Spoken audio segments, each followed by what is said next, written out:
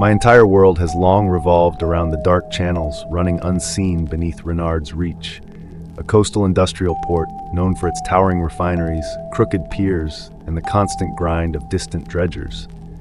I come from a family legacy, the Bramwells, who have, for 3 generations, dedicated their lives to the storm drain systems crisscrossing under the city streets.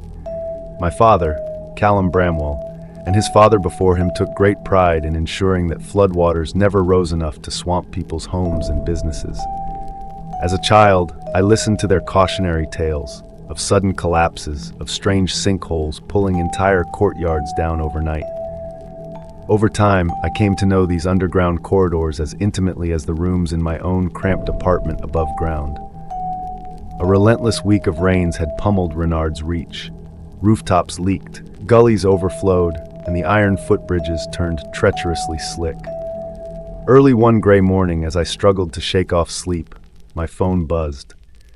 The Civic Infrastructure Committee's anxious voices crackled over the line, demanding an immediate inspection of a new surge of flooding in the factory district to the north. It was no surprise. This part of the city was always neglected, patched up cheaply, and left to rot beneath warehouses and loading bays. They pleaded for swift action. Their panic didn't faze me. I'd expected something like this. For a Bramwell, it was just another day on the job. I pulled on my heavy waders, adjusted my hard hat, and buckled on my old tool belt. I grabbed my aged gas monitors, moisture meters, and a tattered ledger where I meticulously recorded every reading and shift in the infrastructure. Finally, I slipped a pack of my usual narrowleaf smokes into my jacket pocket. Quitting had proved impossible in these line of work conditions. Tense, confined spaces had a way of pushing you toward old habits. Starting my dented old truck, I headed out into the drizzle. The northeastern drain access was set into a mossy retaining wall near an abandoned fish cannery. Soft rainfall tapped on corrugated roofs. I could smell rust and brine on the wind. The mouth of the storm drain, a broad cement tunnel, yawned before me, black and unwelcoming. The runoff was higher than usual, swirling around my boots the moment I stepped in. Inside, I noticed something strange almost immediately. A small makeshift fire pit still glowing with fading embers. A curl of smoke clung to the damp concrete. Someone had been here recently. I thought of the drifters who sometimes sheltered in these passageways. Some were desperate and frightened. Others could be territorial and dangerous. The narrow confines offered no easy escape if I encountered trouble. I thumbed a narrow-leaf smoke free from its pack, lit it, and took a slow, nervous drag. I rarely smoked underground. It was risky. But at that moment, I needed the edge taken off. I ventured deeper, water sloshing around my ankles, every footstep echoing. I checked the flood gauge and grimaced. 11 inches above standard, a full 5 inches higher than last season's worst. I flipped open my leather-bound ledger, pages crammed with scrawled notes dating back years. This was unprecedented. Whatever caused this surge was not minor. I carefully recorded the data, comparing it to past incidents. Nothing matched. Worried about possible sewage infiltration or methane buildup, I fired up my handheld gas detector. A pungent odor of decaying matter pressed in as I advanced. My headlamp illuminated dripping moss, peeling graffiti, and ominous dark stains. I tapped a section of concrete with my multi-tool, listening. A hollow tone responded, suggesting a subtle misalignment in the tunnel's structure. Rain, heavy loads above, shifting earth, any of these could cause cracks. The laser distance device confirmed a slight sag in the ceiling. I made quick notes. Every detail might help later. Gradually, the clamor of Renard's Reach faded. The hum of forklifts and distant shouts diminished to muffled whispers. In their place came something else, a low, continuous rumble. It vibrated through my boots, unsettling and steady. I drew a series of chalk arrows on the walls as I progressed, a practice passed down through my family. Even an expert can get lost in these twisting corridors. At a junction, I checked the gas levels again. Methane readings, slightly elevated, but not shocking. Hydrogen sulfide, a mild dose, unpleasant but manageable. The real surprise was the unusual spike in carbon monoxide. High CO deep underground is odd. It meant I had to move calmly, breathe steadily, and avoid too much exertion. I followed a pipe toward a red-painted maintenance door. Behind it, I discovered pressure gauges gone haywire. This confirmed my suspicion, a blockage, maybe even a fracture in the main line. The irregular readings pointed north-northwest, so that was the way I would go. The water's flow turned erratic. The rumbling intensified. I felt tiny tremors rattling beneath my soles. Something catastrophic had to be ahead. Finally, I rounded a bend and found a pile of rubble blocking the drain. A collapsed section of the wall had formed a makeshift dam. In the center of that collapse was a gaping hole, punched clean through the concrete. No ordinary crack, this. Something had burst in from the other side with tremendous force. Crouching, I shone my flashlight into the breach. Instead of finding a void of soil and gravel, I saw another passage, a rough tunnel of tightly packed earth. No concrete reinforcements, no metal supports, as if carved by hand or claw. Old instincts told me to leave, call the committee, and let a full crew handle it. But I knew their bureaucracy. Weeks of red tape, more flood damage in the meantime. I had to gather evidence now to force their hand. I squeezed through the hole. At once, the air changed. A metallic tang touched my tongue, and the darkness pressed closer. My flashlight beam danced over jagged scratch marks along the earthen walls. No pattern consistent with modern digging equipment. The rumbling returned, duller now, but I could feel it more intimately. A heartbeat in the ground.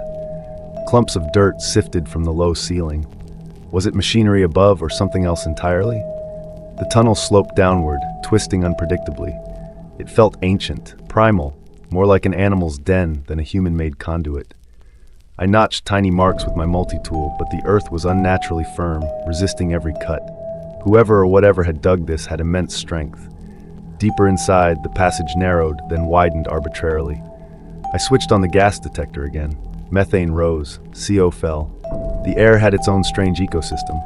As I recorded these details, a new vibration began, a steady rhythmic thud. Not random rumbling, thump, thump, thump. My chest tightened as each thump grew louder, closer, resonating through my bones. Terror seized me. I abandoned my measurements and ran, boots sliding in loose dirt. The tunnel quaked as if something massive was in pursuit. A bestial presence seemed to fill the darkness behind me, its movements causing the very earth to tremble. Water splashed, earth crumbled, and my breath came in ragged gasps. At a fork, I veered left.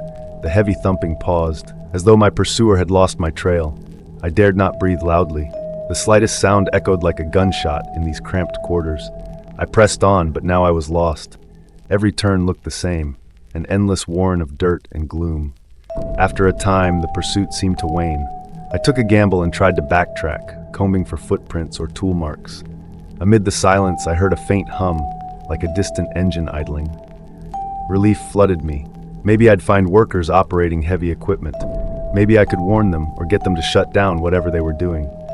I followed the hum, calling out softly. No response. I crept forward, shining my light around a bend, and froze. Ahead, the tunnel was nearly blocked by a colossal shape covered in coarse, matted fur. I saw only its hindquarters.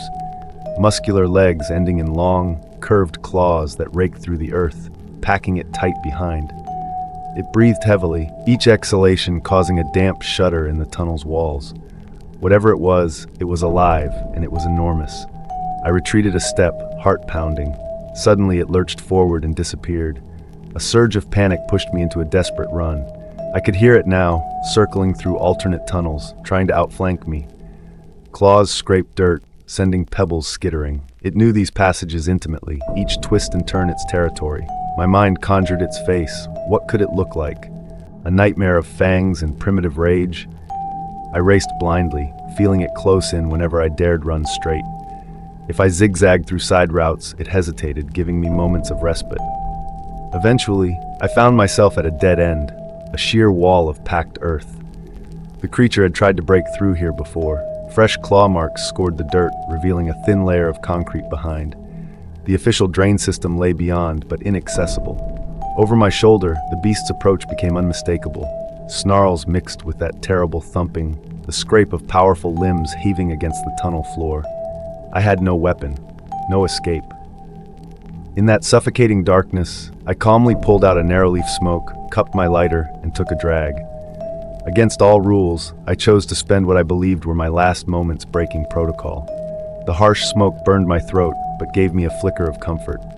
Then something unexpected happened. The creature didn't charge. It lingered, as if puzzled, its breathing resonating like a massive bellows. My smoke drifted toward it in sluggish curls. I could almost sense its discomfort. Slowly I rose. I took another puff, blew the smoke outward. A low groan reverberated down the corridor. My heart hammered, but I dared approach the exit route I'd come from. With each smoky exhale, the beast shrank back, never fully retreating, but keeping its distance. Emboldened, I pressed forward, step by step, holding the cigarette out like a talisman. It was absurd, but it worked. Whenever I heard it close, I released more smoke. I caught a glimpse of glittering eyes in the beam of my flashlight, two pinpricks reflecting fear or fury. With careful pacing, I retraced my path, guided by faint impressions of my footprints in the dirt. At last, I spotted my ledger, half buried where I dropped it earlier in my frantic flight. I snatched it up. Then a furious roar echoed behind me, the creature lunging closer. Dirt cascaded down the walls, and I ran with every ounce of strength I had left. My lungs burned as I exhaled a last cloud of smoke behind me, hoping to hold it back. I saw the original hole in the concrete just ahead. I dove through, scraping my shoulder raw on jagged edges, feeling something sharp graze my calf a second after I slipped out of reach. On the other side, back in the official storm drain system, I heard it clawing ferociously at the opening. I piled broken chunks of debris against the gap, praying that flimsy barrier would be enough to deter it for a while. Water splashed around my boots as I stumbled toward the exit. The smell of damp leaves and burning wood drifted into my nostrils. Turning a final corner, I found that small fire pit again, this time blazing more brightly than before. Someone had rekindled it. Someone who understood. Maybe another wanderer who had faced the creature, who knew smoke kept it at bay. My eyes watered as I emerged into the open air, rain spattering my face. Never had the dull lights of Renard's Reach looked so comforting. I rushed to my truck and reported what I could to the Civic Infrastructure Committee. I mentioned structural breaches, suspicious gas pockets, and the urgent need for reinforcement. I left out the creature. They would never believe me. But I ensured their engineers would wear full protective gear and seal that hole permanently. I played up the gas dangers and unstable earth to force them into decisive action. They relented, begrudgingly. In the following weeks, I returned several times. I always found the fire burning at the drain entrance. Sometimes, fresh wood had been stacked, and once a note scrawled on scrap paper, "Keep it smoking." I never saw who left it, but we had an unspoken alliance. We stood guard against the unseen threat lurking below. When the crew came to patch the tunnel, I hovered nearby, feeding the fire, spinning technical jargon about air pressure and drainage conditions. They complained but ultimately trusted my expertise. When they finished sealing the breach with fresh concrete, I promised to douse the flame once they left. I lied. After they were gone, I stoked the flames again, ensuring a steady plume of smoke drifted down where it needed to. I've inspected the system multiple times since. The new barriers hold. Still, I listen carefully. Sometimes I feel a distant vibration, a faint thump carried through the sediment. The beast remains below, biding its time. We are safe, for now, separated by reinforced layers of concrete and cunning. I continue my silent vigil, adding wood to the barrel fire at odd hours. No one questions me anymore. The city's inhabitants carry on, unaware of the lurking menace sealed behind thick walls and kept at bay by subtle smoke. Perhaps someday the creature will find another route. Perhaps it never will. Until then, I stand watch, smoke curling around me, eyes on the darkness below Reynard's Reach, prepared to raise the alarm if those distant thumps grow closer once more.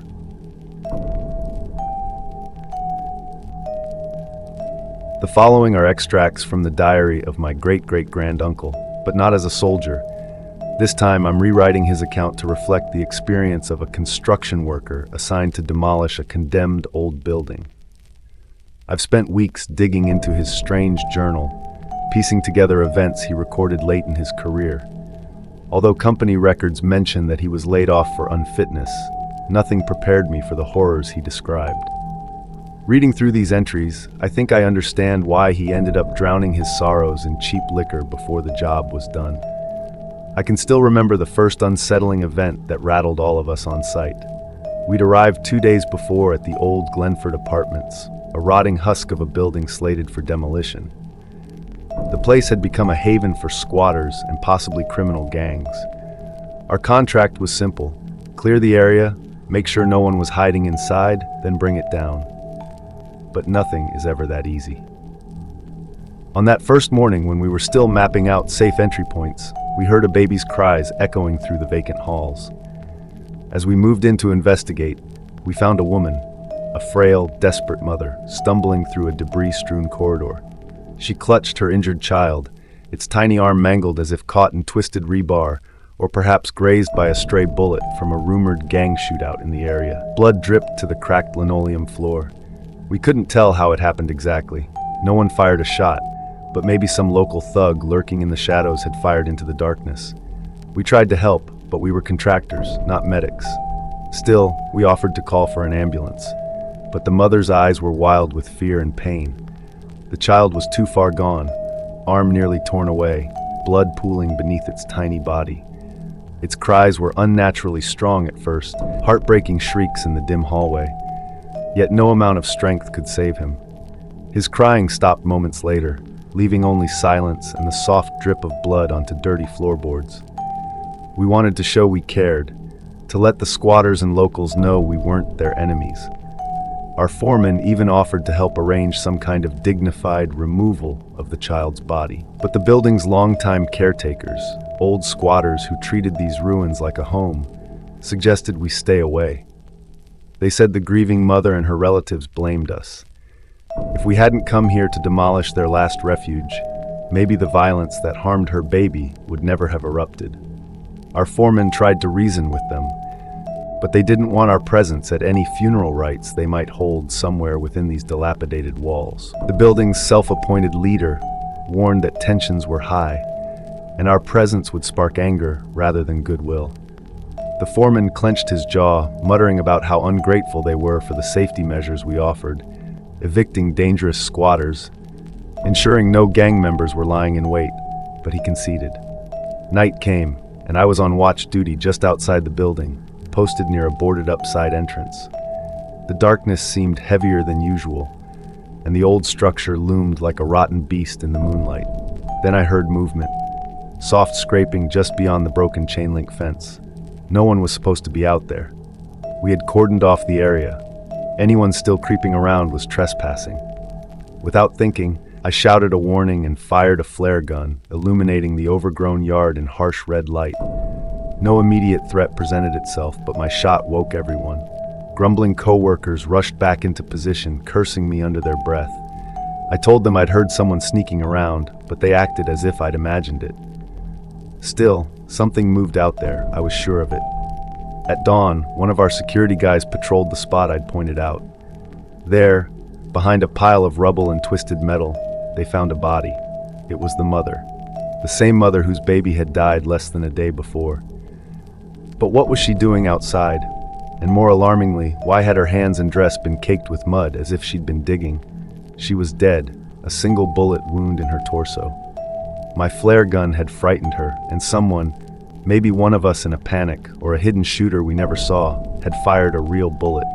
Or perhaps she stumbled onto a makeshift trap set by gang members lurking around.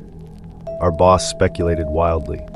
More confusingly, it looked as if she had unearthed her child's body from some shallow grave within the building's basement and had taken it somewhere. Yet when we found her, there was no child's corpse with her. Where had she gone in the night, and why return empty-handed? The days that followed were eerily quiet. Normally, we expected trouble from squatters who refused to leave, or from gang members who didn't want their hideout leveled. But nothing happened. No attacks, no confrontations, just tense silence. I couldn't shake the feeling that something was wrong. The old building's corridors seemed to watch us, its peeling wallpaper and shattered windows forming grim faces in the half-light. Our foreman was restless. He had ordered more thorough sweeps of every floor. We found no signs of living squatters, no fresh footprints in the dusty hallways, no rearranged debris. It was as if the building had devoured its inhabitants. We began joking about ghosts, but our laughter was hollow. Some of my colleagues believed that maybe the people here, locals, squatters, gangsters, were fleeing. After all, once we were done, the structure would come down. Perhaps they didn't want to fight, yet it didn't sit right with me. There had been signs of a violent presence. The mother's baby had been hurt, presumably by some unseen gunman. There had to be others lurking about, waiting for a moment to strike. But no. Days passed and no conflict arose. It became unnerving. The foreman doubled security checks. We manned every likely entry and exit, posted guards in dim corridors, and monitored the stairwells that led down into half-flooded basements. Still, nothing. No footprints in the dust, no piles of empty cans that often signaled squatters' presence. It was as if whoever had been here vanished into thin air. One of our supervisors, a glory seeker who we jokingly referred to as Lieutenant for his bossy demeanor and military posture, believed that our adversaries, the gang members rumored to control this block, were weak, disorganized, or sick. He convinced the foreman to launch a final sweep, a thorough search of the building's depths.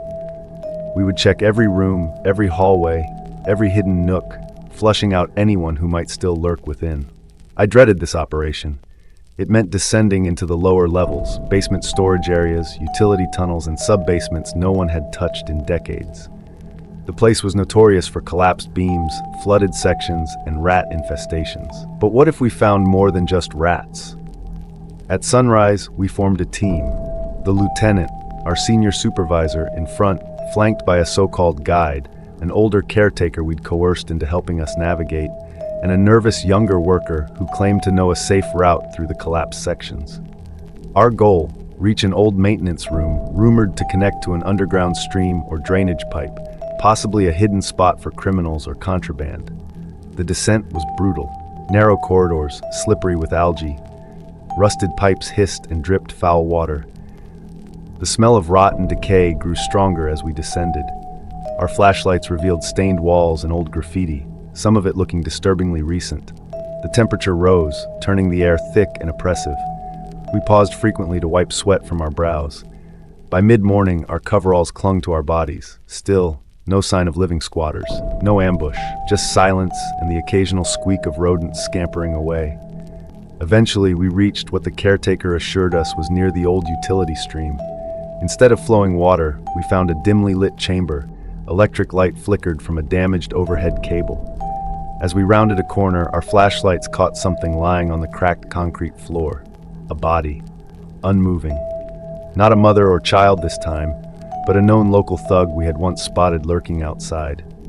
His clothing was torn, and deep gashes marred his skin. More disturbingly, his stomach had been ripped open. Entrails spilled out in a grotesque display, as if some savage animal had feasted on him. The stench was overwhelming, and I struggled not to vomit.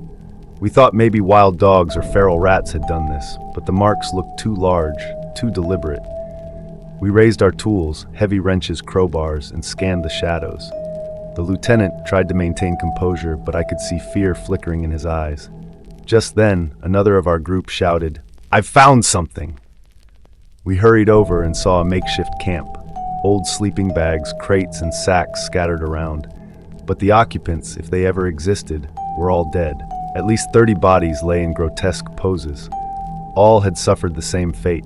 Shredded skin, torn clothes, open stomachs with innards gnawed upon. We stood there, dumbfounded.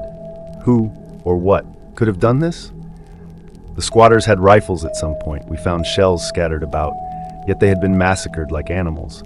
Some of my fellow workers whispered about wild beasts living in the city's underbelly, mutated creatures that fed on the unsuspecting. I wanted to dismiss such madness, but faced with this carnage, what else could I believe? The lieutenant ordered one man to run back and get reinforcements. The rest of us formed a defensive circle, clutching our improvised weapons and flashlights, nerves frayed. Someone mentioned the mother who had vanished into the night with her baby's corpse. Was this connected? The memory of that child's cry still haunted me. Suddenly, we heard it again, a baby's wail, echoing through the dripping pipes and moldy corridors. This time, it was close, just beyond a jagged hole in the far wall. We turned our lights toward the sound. The crying was heart-wrenching, but also strange, too familiar. The lieutenant, perhaps trying to appear heroic, ordered us to follow him. If there was a living child down here, rescuing it would make us look good, maybe even heroic in the eyes of the press and locals. Ignoring our trembling reluctance, he pushed deeper into the darkness, hacking through a tangle of old wires and peeling insulation. As the crying grew louder, I couldn't help noticing something eerie. It sounded identical to the baby who had died upstairs days ago. Impossible, of course, but the resemblance was uncanny. My blood turned cold. Finally, the lieutenant brushed aside a panel of rotten plywood and exposed a small clearing in the gloom. There, lying on a filthy slab of concrete, was a baby, missing most of its left arm, just like the injured child we saw before. It kicked feebly at the air, wailing pathetically, its cries echoing. Horror seized me. How could this be? The baby from upstairs had died, yet here was a near-perfect replica, similarly maimed. Our leader, eyes wide, knelt to pick it up, perhaps hoping to carry it out as a trophy of compassion. As he lifted the child, I saw its skin. Something was off. Its flesh looked loose, as if ill-fitting. As we watched in dawning terror, the baby's soft skin began to peel away. Underneath was something wrinkled, leathery, and utterly inhuman. The lieutenant gasped and nearly dropped it, but the creature acted first. Its tiny clawed hand gripped his throat, and I heard him choke. He fell, thrashing on the floor. I lunged forward, dropping my flashlight and grabbing at the creature. My hands closed around a handful of its peeling outer hide, and as I yanked, I peeled off the baby's skin entirely, revealing a ghastly imp-like monster. It was small, baby-sized, with gnarly claws, sharp needle-like teeth, and bloodshot eyes set in a wrinkled face. It shrieked and then buried its teeth into the lieutenant's neck, tearing flesh and muscle, burrowing toward his stomach. I stumbled back in shock and horror. Around me, my colleagues raised their tools, but hesitation and panic ruled them. Before they could react, the creature finished off the lieutenant and began feasting on him, ripping open his torso and devouring his organs as if drawn by some insatiable hunger. Then, as if signaled by their kin's feeding, more cries erupted, dozens of them from above. We looked up and saw similar creatures perched on overhead pipes, clinging to rusty support beams. Their eyes gleamed with savage hunger. They dropped down on us in a frenzy of scratching claws and gnashing teeth. Screams filled the air. I saw men tackled to the ground, their shrieks cut short as these demon babies tore into them. I felt hot breath on my neck as one lunged at me, but it missed, crashing to the floor. Summoning courage, I kicked it hard, sending it sprawling into a steel girder. Without waiting, I ran, heart pounding, careening through the dark corridors we had come from, praying to find my way back. Behind me, echoes of human screams, sickening crunches of bone, and the shrill giggles of those monstrosities. I ran until my lungs burned, until I burst through the rotting doorway back into the upper levels clearing. To my astonishment, the rest of the crew, dozens of them, had arrived, worried about our delay. They gathered around me, asking what happened, but I collapsed, sobbing and incoherent. Next thing I remember, I was in a makeshift first aid station inside a dusty old office on the building's main floor. They said I was feverish, delirious. When the foreman asked what happened, I tried to explain. I described the creatures, the peeled skin, the monstrous feast. He looked at me with pity, then annoyance. He didn't believe a word. No one believes me. They think I panicked or imagined it. Some say we were ambushed by a gang, that the horrific condition of the bodies was just a brutal intimidation tactic. The official story will be something rational, something easy to digest. They'll say I'm shell-shocked by stress and overwork. I've heard whispers that the company will let me go, mark me as mentally unfit. They'll send me off to some quiet desk job in another city, far away from this cursed building and its awful secrets. Part of me wants to cling to sanity, to say I must have hallucinated. But I remember the screams, the teeth, the blood, the way that baby thing peeled off its own skin, revealing a nightmare beneath. These images will haunt me for the rest of my days. I'm leaving soon. This place, with its old halls and grim corners, holds horrors no man should ever witness. As workers mount charges and set the final explosives to bring the building down, I pray whatever lurked in those shadows will be buried forever under tons of rubble. I can only hope that when the dust settles, no one ever tries to rebuild here, disturbing whatever abomination slithers through these rotten foundations. Let them lie entombed in darkness, these horrors disguised as children, these nightmares that wore human skin. My name is Bobby, and I work deep beneath the waves, tending to undersea pipelines off the coast of Indonesia. We're far below the surface here, where the dim light of midday cannot penetrate. The world around me is a dim, shifting realm, illuminated solely by the weak, yellowish beam of my flashlight. My breathing echoes within my mask, and I can feel the slow, methodical kick of my flippers as I drift along, checking the equipment. I'm one member of a three-person team. Somewhere near here are Tim and Gary, but I can't see them at the moment.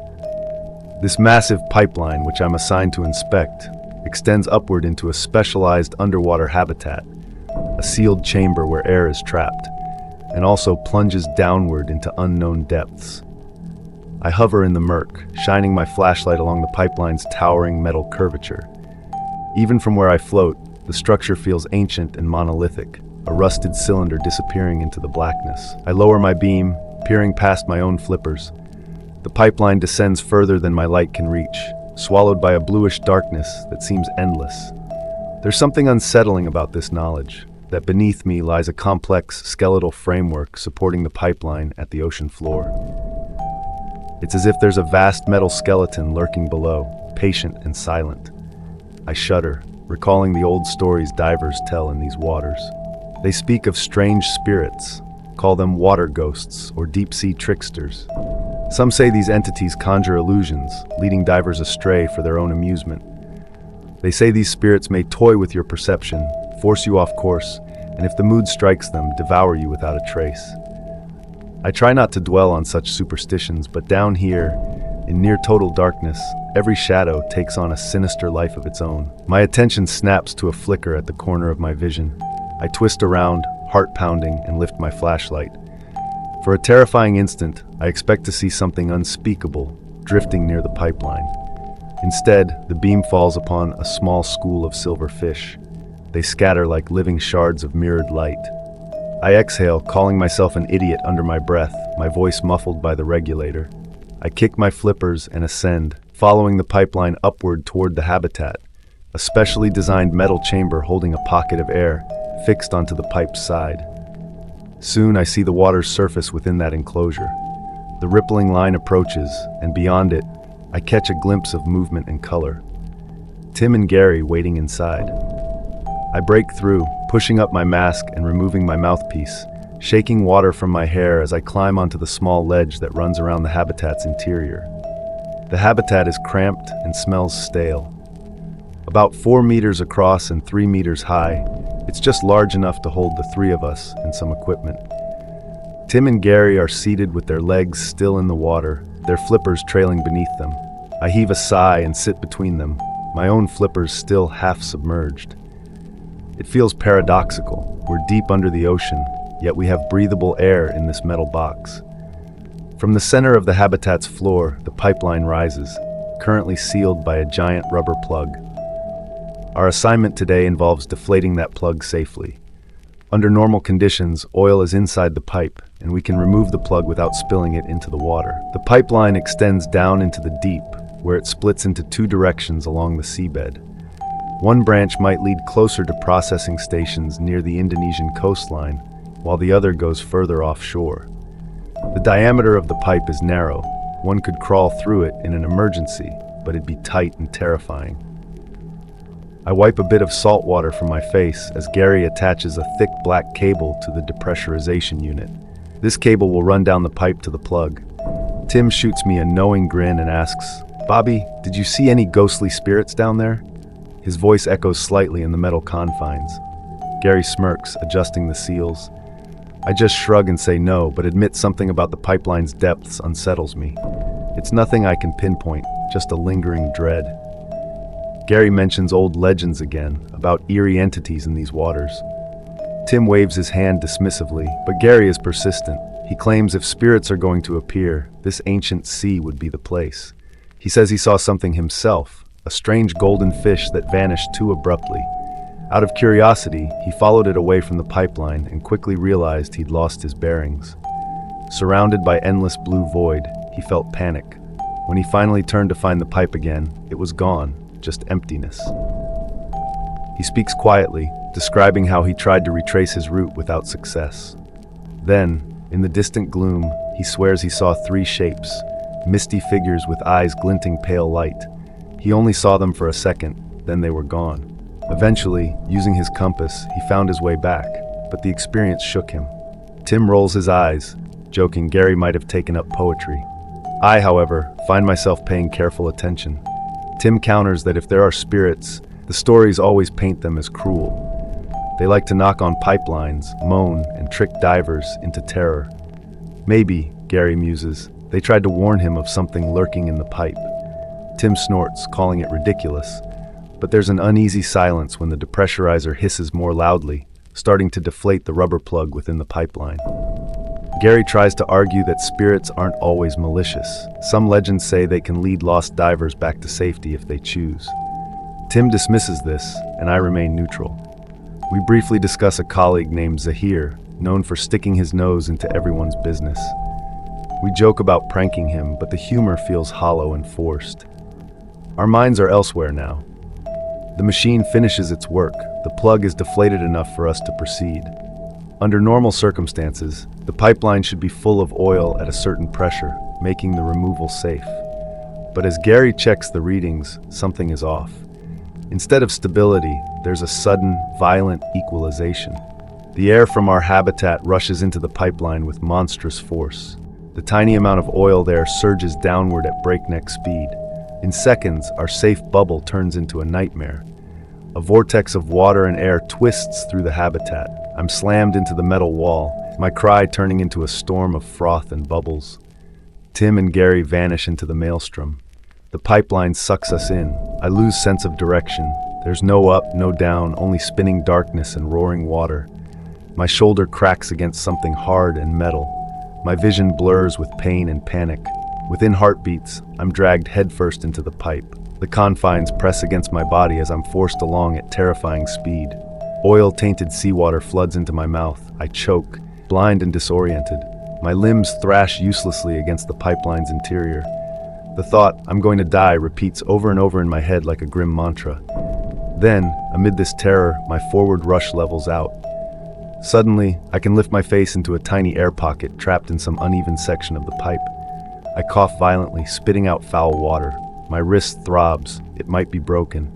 Yet I'm alive, still pinned in darkness. The terror returns full force as I realize I'm stuck inside this pipe, who knows where, with no easy exit. I call out desperately, and to my shock, Tim and Gary reply, faint voices echoing through the pipe.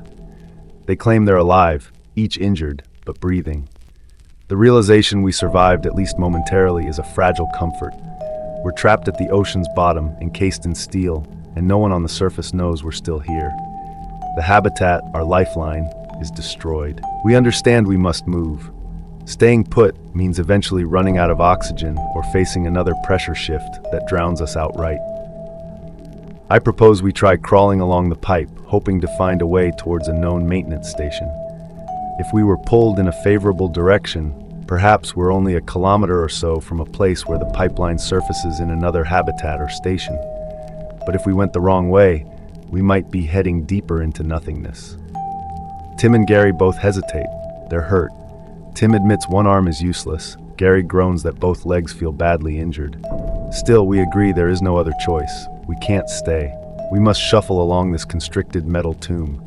Then Tim confesses he can barely move at all. He begs us to go without him.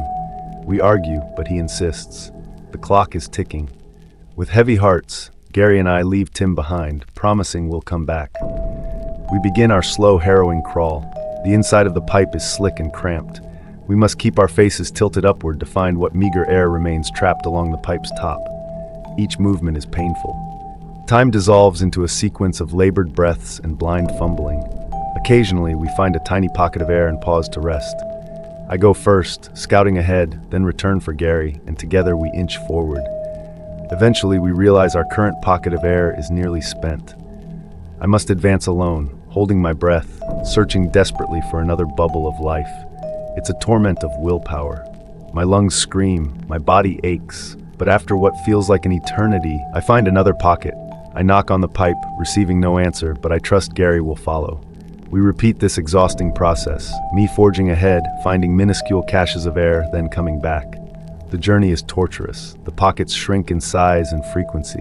Our strength ebbs, our voices weaken, yet we continue. There's no alternative. By some miracle, as I grope ahead once more, I discover something unexpected. An oxygen tank wedged in a narrow space. Just one tank, but it could mean survival. I shout with relief to Gary. He's thrilled, though we both realize we need another tank to truly escape. I push on, hoping, praying, but return empty-handed. There's only the single tank. Accepting the grim truth, Gary says he can't continue. He's too injured and exhausted. He wants me to use the tank and make a final attempt on my own. My throat tightens. This means leaving him behind too. Our eyes well with tears, neither can see in the blackness. "See you soon, buddy," he says quietly. I whisper the same, voice cracking, then move on alone. Now armed with the tank, I push deeper, leaving Gary behind. The rest of the pipeline, from what I can tell, is completely flooded. No more simple air pockets. If this tank is low on oxygen, if it belonged to Tim, who was running near empty, then I might run out of air before finding any kind of exit. Still, I must try. I crawl, elbowing and kicking my way through the pipe's endless darkness. Time no longer has meaning. Only each breath through the tank's regulator matters. My body screams in pain. My mind teeters on the edge of panic and delirium. At some point, the horizontal section of the pipe ends. I find a vertical ascent. The pipeline must rise toward a surface installation. If I climb up, maybe I'll reach a locked hatch or maybe open air. If the hatch is sealed from above, I'll die just beneath it. But I have no choice. I begin the vertical climb. Pressed between slick metal walls, I shimmy upwards. Every movement costs me. I can't see any light, can't tell how far I've come.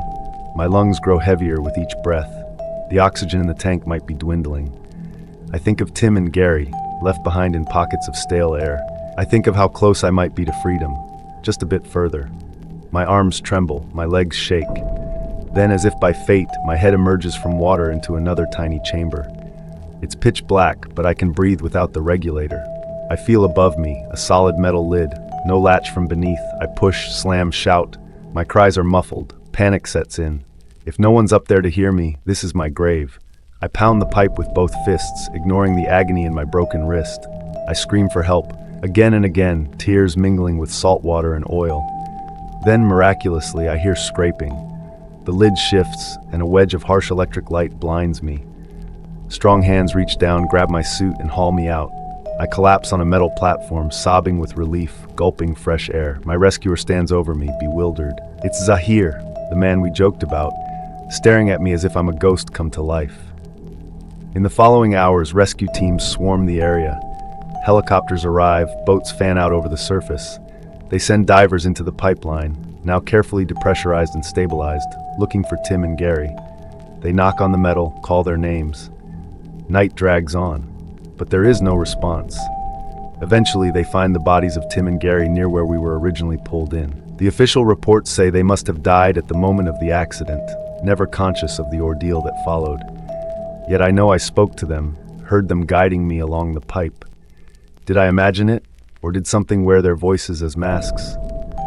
I stand in a control room the next morning, arm bandaged, fielding stunned questions from company officers.